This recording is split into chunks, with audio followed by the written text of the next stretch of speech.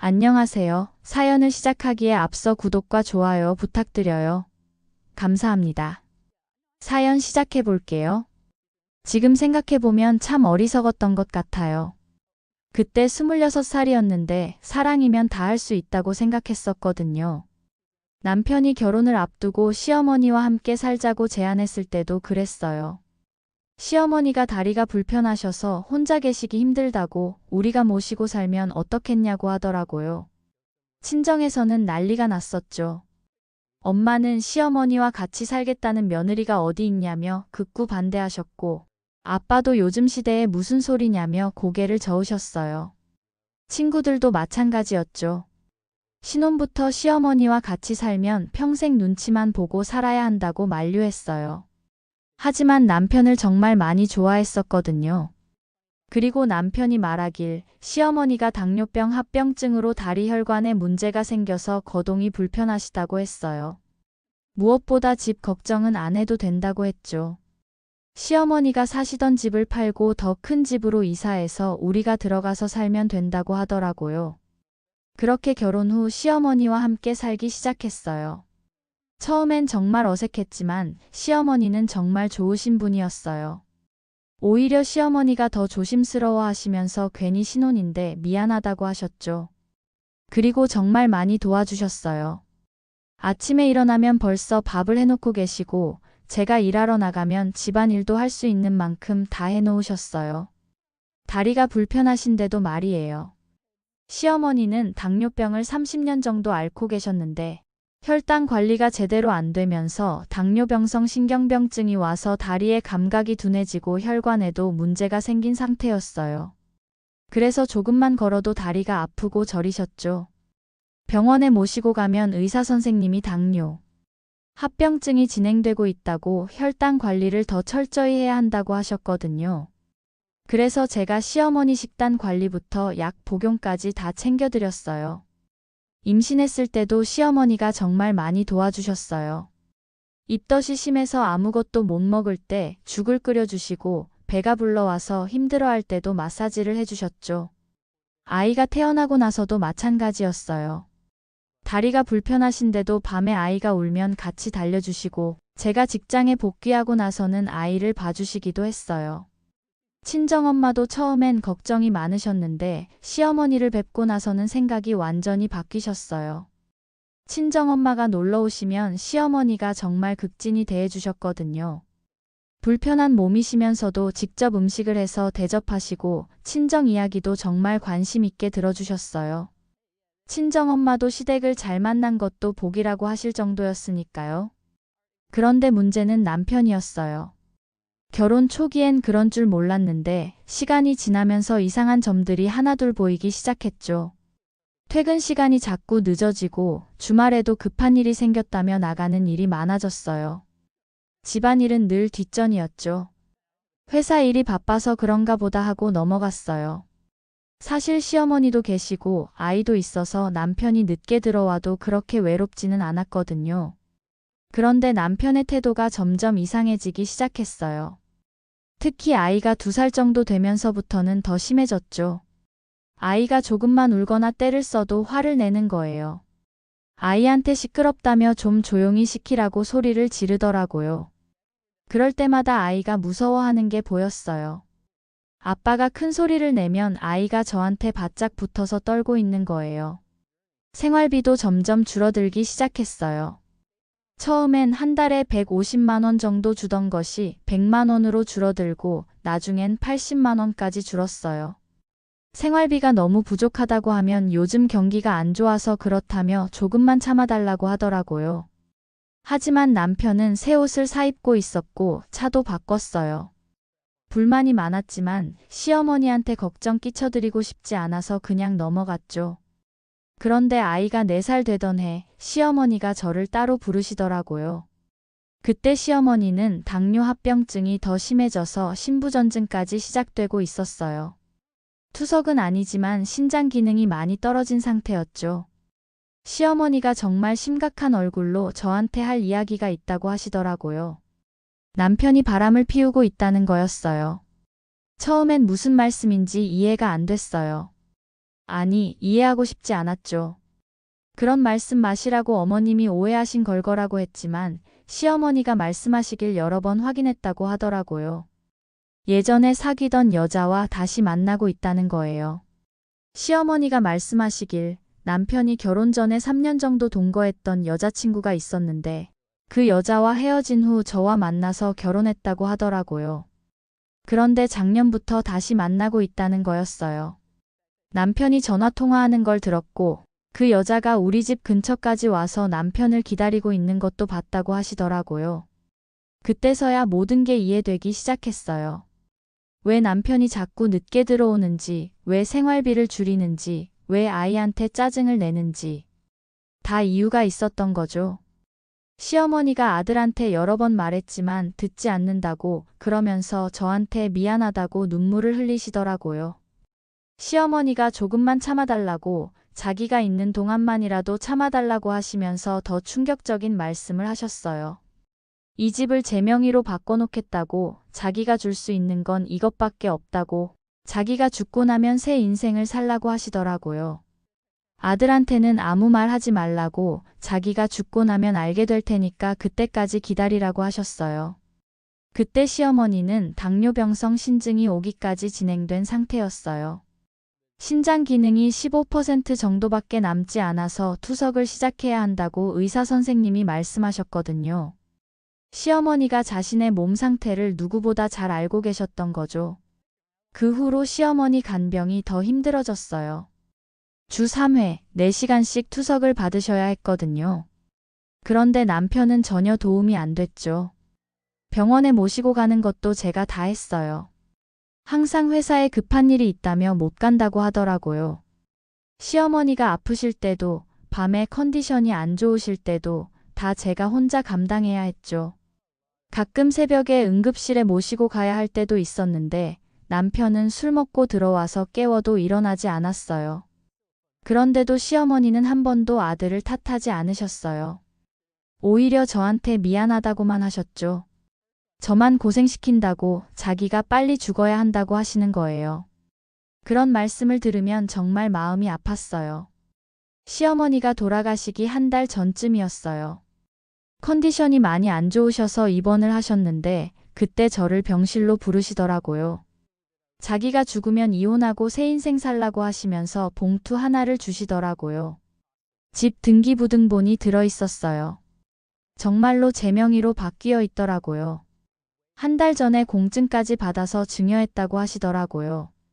아들이 알면 난리가 날 테니까 아무 말 하지 말라고 그 집에서 아이와 잘 살라고 15년 동안 고생 많이 했다고 하시면서 눈물을 흘리셨어요. 그 말씀을 들으면서 정말 많이 울었어요. 시어머니가 그동안 얼마나 마음 아파하셨을지 생각하니까 더 그랬죠. 시어머니는 그로부터 2주 후에 돌아가셨어요. 투석 중에 갑자기 혈압이 떨어지시면서 의식을 잃으셨고 그대로 돌아가셨죠. 당뇨 합병증으로 인한 심혈관계 문제였다고 했어요. 장례식 3일 동안 정말 많이 울었어요. 시어머니가 생전에 저한테 얼마나 잘해주셨는지, 얼마나 고마우셨는지 생각하니까 더 그랬죠. 그런데 장례식이 끝나자마자 남편이 저를 부르더라고요. 시어머니 방에서 짐을 정리하고 있는데 뒤에서 이야기를 해야겠다고 하면서 이혼 서류를 들고 있더라고요. 이혼하자고, 이제 네가 할 일은 이제 끝났으니까 굳이 같이 살 이유가 없다고 하는 거예요. 시어머니 장례가 끝나자마자 기다렸다는 듯이 이혼 이야기를 하는 거였어요. 그때서야 모든 게 이해됐어요. 남편에게 저는 그냥 시어머니를 돌보는 간병인이었던 거예요. 아내도 아니고 아이 엄마도 아니고 그냥 시어머니 간병을 위해 필요한 존재였던 거죠. 아이는 제가 키우라고 양육비는 한 달에 30만 원 주겠다고 하더라고요. 그동안 생활비도 제대로 안 주면서 양육비마저 30만 원이라니 정말 어이가 없었죠. 그리고 이 집은 자기가 팔아야 한다고 저는 친정에 가서 살든지 어디든지 알아서 하라고 하더라고요. 그때 시어머니가 주신 등기부등본 생각이 났지만 아직 말하지 않았어요. 망설임 없이 사인했어요. 더 이상 이런 사람과 살고 싶지 않았거든요. 그리고 그날 바로 이혼 신청서를 접수했어요. 이혼 신청서를 접수한 다음 날 남편한테 전화가 왔어요.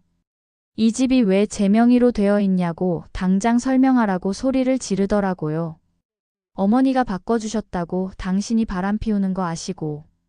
한 달 전에 공증까지 받아서 증여하셨다고 어머니가 저한테 새 인생 살라고 집을 넘겨주신 거라고 했어요. 그 후로 남편한테서 전화가 수십 통 왔어요. 집을 돌려달라고 그게 말이 되냐고 법정 소송을 걸겠다고 하더라고요. 하지만 시어머니가 정식으로 공증까지 받아서 증여하신 거라 법적으로 아무 문제가 없었죠. 그런데 정말 재밌는 일이 생겼어요. 남편이 그렇게 만나고 있던 여자한테 차였다는 거예요. 그 여자가 남편한테 이혼하면 바로 재혼하자고 했었나 봐요. 그런데 집이 제 명의로 되어 있다는 걸 알고 나서 바로 연락을 끊었다는 거예요. 그 여자가 무일푼이 된 남자와는 새 출발할 수 없다고 했다더라고요. 남편이 울면서 전화를 걸어왔어요. 그 여자가 알고 보니 남편한테 돈을 많이 빌려갔다고 하더라고요.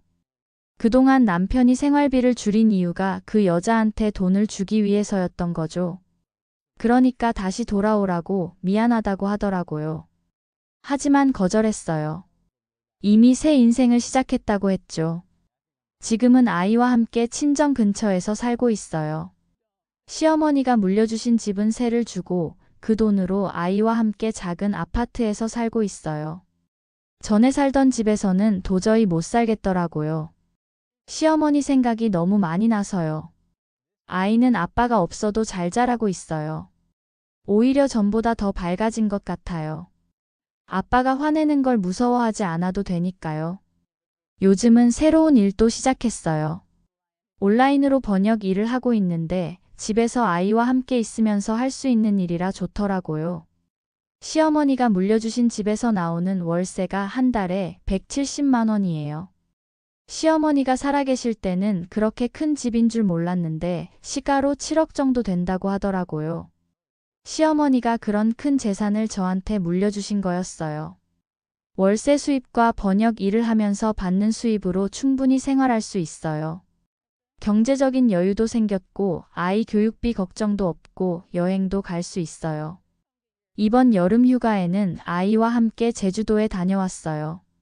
예전에는 남편이 휴가도 제대로 가자고 한 적이 없는데 이제는 아이와 단둘이서 자유롭게 여행할 수 있어요. 가끔 남편이 연락을 해요. 다시 만나자고 잘못했다고 하면서요. 하지만 절대 안 돌아갈 거예요.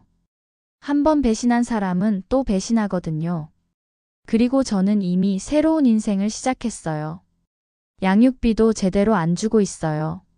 30만 원도 한 달 걸러 한 달 주는 수준이에요. 하지만 상관없어요. 어차피 기대하지도 않았거든요. 친정엄마도 처음엔 걱정하셨는데 지금은 오히려 안심하세요. 혼자서도 이렇게 잘 사는 걸 보니까 대견하다고, 그리고 시어머니가 정말 고마운 분이었다고 하시더라고요. 맞아요. 시어머니가 없었다면 저는 지금도 그 사람과 함께 살면서 속만 썩이고 있을 거예요. 가끔 시어머니 꿈을 꿔요. 꿈에서 시어머니가 잘하고 있다고, 잘 살고 있다고 말씀해 주세요. 꿈에서 깨면 눈물이 나요. 그리운 마음도 있고 고마운 마음도 있고요. 시어머니가 정말 마지막까지 저를 생각해 주셨다는 게 느껴져서 더 그래요. 올해로 이혼한 지 1년이 됐어요. 그동안 정말 많은 일이 있었지만 후회는 전혀 없어요. 오히려 더 빨리 결정했으면 좋았을 거라는 생각까지 들어요. 남편한테서는 요즘 연락이 안 와요. 포기한 것 같아요. 아니면 다른 여자를 또 만났거나요. 어쨌든 상관없어요. 제 인생에는 더 이상 필요 없는 사람이니까요. 대신 아이도 이제 아빠를 거의 기억하지 못하는 것 같아요. 어린 나이에 헤어져서 그런지 그냥 자연스럽게 잊어가고 있어요. 지금 생각해보면 그 15년이 있었기 때문에 지금의 제가 있는 것 같아요. 힘들었지만 의미 있는 시간이었어요. 특히 시어머니와 보낸 시간들은 정말 소중한 추억이에요. 시어머니가 당뇨병으로 고생하시는 모습을 보면서 건강의 소중함도 깨달았고, 그래서 지금은 아이와 함께 운동도 하고 건강한 음식도 챙겨 먹고 있어요. 요즘은 정말 평화로워요. 아침에 아이와 함께 일어나서 아침 식사를 하고 아이를 학교에 보낸 후 집에서 번역 일을 해요. 오후에 아이가 돌아오면 함께 숙제도 하고 놀아주기도 하고요. 저녁에는 함께 TV도 보고 책도 읽어줘요. 단순하지만 행복한 하루하루예요. 이제는 미래에 대한 계획도 세우고 있어요. 아이가 좀 더 크면 더 전문적인 일을 해볼 생각이에요. 번역 일을 하면서 이 분야에 관심이 생겼거든요. 아이가 대학에 갈 때까지 열심히 저축도 해야 하고요. 시어머니가 물려주신 집 덕분에 경제적인 여유도 생겼으니까 아이 교육비 걱정도 없어요. 이제 정말 새로운 인생을 살고 있어요. 과거는 과거일 뿐이에요. 시어머니가 마지막에 해주신 말씀처럼 행복하게 살아가고 있어요. 그리고 앞으로도 계속 그럴 거예요. 남편이 저한테 이혼장을 내밀면서 했던 말이 지금 생각해보면 정말 웃겨요. 제 할 일이 끝난 게 아니라 오히려 새로운 인생이 시작된 거였거든요. 그리고 정말 아이러니한 건 남편 인생이 끝난 거예요. 집도 잃고 돈도 잃고 여자한테도 버림받고 정말 자업자득이죠. 저는 이제 두렵지 않아요. 혼자서도 충분히 잘 살 수 있다는 자신감이 생겼거든요. 무엇보다 시어머니가 남겨주신 사랑과 집이 있으니까 든든한 뒷받침이 되고 있어요. 남편과의 결혼 생활을 돌이켜보면 참 많은 일들이 있었어요. 처음엔 정말 행복했거든요. 사랑하는 사람과 결혼해서 시어머니까지 좋은 분을 만나서 정말 운이 좋다고 생각했어요. 하지만 시간이 지나면서 남편의 진짜 모습이 드러나기 시작했죠. 특히 아이가 태어나고 나서부터는 더 심해졌어요. 아이한테 관심도 없고 오히려 짐스러워 하더라고요. 아이가 울기만 해도 화를 내고 육아는 전부 제 몫이었어요. 그런데도 시어머니가 계셔서 참고 살았던 거죠. 시어머니를 혼자 두고 갈 수도 없었고 무엇보다 시어머니가 너무 좋으신 분이었거든요. 지금 생각해보면 남편은 처음부터 저를 진정으로 사랑한 게 아니었던 것 같아요.